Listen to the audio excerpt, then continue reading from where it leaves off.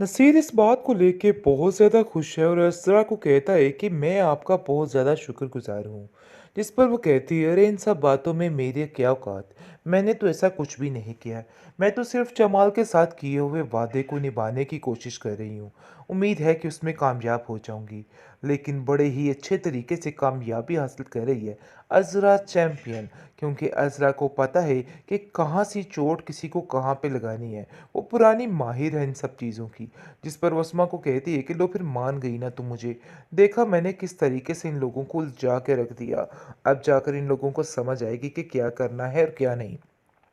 आप देखेंगे कि जैसे ही वो जाती है फूफो बेगम के घर और जाके कहती है कि ये मामला ठहरे।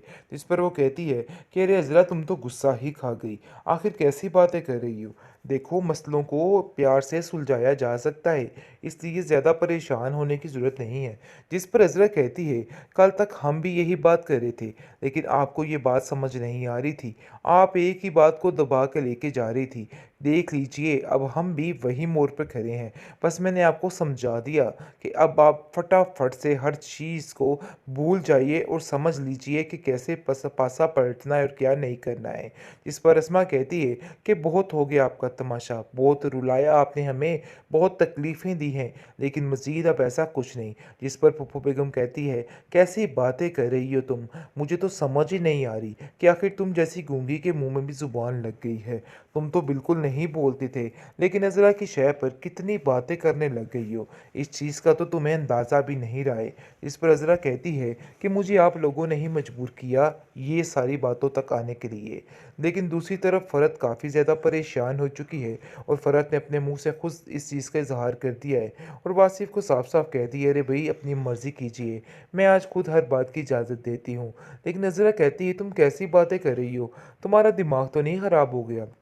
ऐसा वैसा कुछ भी नहीं होने वाला है। तुम्हें फिर दोबारा से चेकअप करवाना होगा और सब कुछ ठीक हो जाएगा। मैं तुम्हारे साथ चलूँगी। आगे से वो कहती है कि आप कोई थोड़ी परेशान थोड़ा हैं।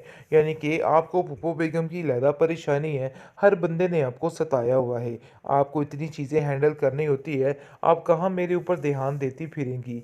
इसलिए आप मेरी वजह से बिला वजह परेशान ना हुआ करें। इस पर अज़रा कहती है कि नहीं, इतनी जल्दी रामीन को मैं इस घर में आने की इजाज़त नहीं दे सकती हूँ। रमीन बर्बाद करके रख देगी हमारे घर की हर चीज़ को। मैं ऐसा हरगिज़ नहीं करने दूंगी वासिफ को। और वासिफ को ये बात समझाऊंगी कि वो जो सोच रहा है बिल्कुल गलत सोच रहा है। लेकिन आप देखेंगे कि अज़रा जो है परेशान हो चुकी है इस बात को लेके कि आखिर ये क्या माजरा चल रहा है। और वो वासिफ को कहती है कि तुम्हारा दिमाग तो ठिकाने पर है। आखिर तुम ऐसी बेवकूफ़ों वाली हरकत कैसे कर सकते हो। जिस पर वो उसको साफ साफ कहता है कि अगर मैंने ऐसा ना किया तो मेरा सारा बिजनेस तबाह हो सकता है। मेरे पास कुछ भी नहीं रहेगा और वैसे भी क्या हालात पैदा हो चुके हैं, मज़ीद कोई भी परेशानी नहीं ले सकता। जिस पर अज़रा काफ़ी हैरान होती है और कहती है कि इतना बड़ा तुमने फ़ैसला कर लिया और हम लोगों से कोई मशवरा तक नहीं किया। अरे मुझे तो हैरत हो रही है कि तुम ऐसा कैसे कर सकते हो, बल्कि ऐसा सोच भी कैसे सकते हो। जिस पर वो कहता है कि मैंने फ़ैसला कर लिया है, बस इससे आगे मैं नहीं जा सकता क्योंकि ये फ़ैसला अटल है और ऐसा ही होकर रहेगा।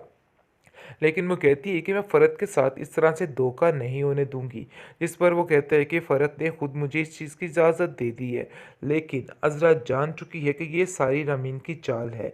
वो एक तरफ से तो सुकून में आ चुकी है, लेकिन दूसरी तरफ रमीन की टेंशन उसको लग चुकी है। अब वो इस मकसद के लिए कुछ ना कुछ करती रहेगी और बहुत जल्द सबको बता देगी कि जो कुछ हो रहा है सब कुछ गलत हो रहा है। ऐसा नहीं होना चाहिए था। रमीन को वासिफ की ज़िंदगी से निकाल कर ही दम लेगी। नसीर इस बात को लेके बहुत ज़्यादा खुश है और असरा को कहता है कि मैं आपका बहुत ज़्यादा शुक्रगुजार हूँ। जिस पर वो कहती है, अरे इन सब बातों में मेरी क्या औकात। मैंने तो ऐसा कुछ भी नहीं किया। मैं तो सिर्फ जमाल के साथ किए हुए वादे को निभाने की कोशिश कर रही हूँ। उम्मीद है कि उसमें कामयाब हो जाऊंगी।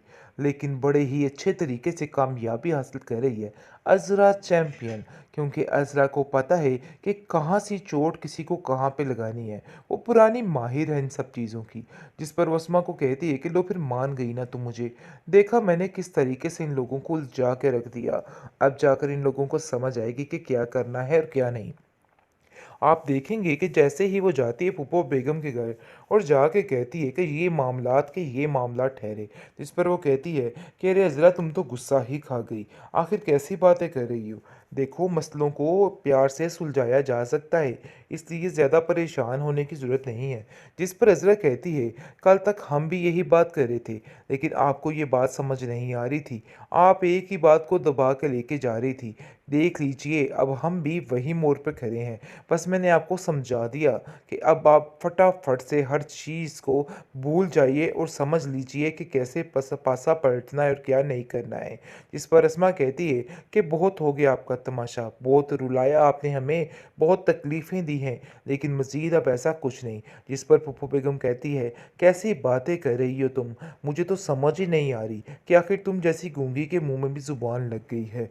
तुम तो बिल्कुल नहीं बोलते थे, लेकिन अज़रा की शय पर कितनी बातें करने लग गई हो। इस चीज़ का तो तुम्हें अंदाज़ा भी नहीं रहा है। इस पर अज़रा कहती है कि मुझे आप लोगों ने ही मजबूर किया ये सारी बातों तक आने के लिए।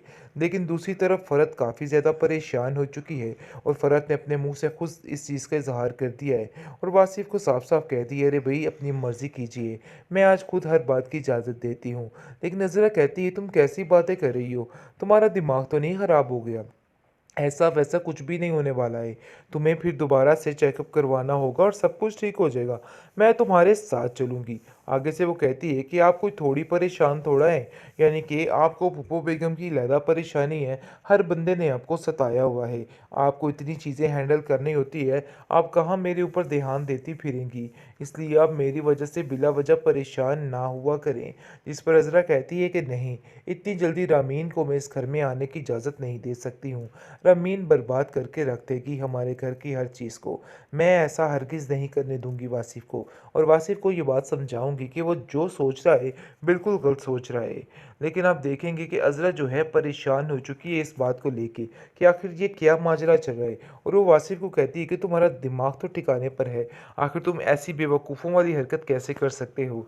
जिस पर वो उसको साफ-साफ कहता है कि अगर मैंने ऐसा ना किया तो मेरा सारा बिज़नेस तबाह हो सकता है। मेरे पास कुछ भी नहीं रहेगा, और वैसे भी क्या हालात पैदा हो चुके हैं, मज़ीद कोई भी परेशानी नहीं ले सकता। जिस पर अज़रा काफ़ी हैरान होती है और कहती है कि इतना बड़ा तुमने फ़ैसला कर लिया और हम लोगों से कोई मशवरा तक नहीं किया।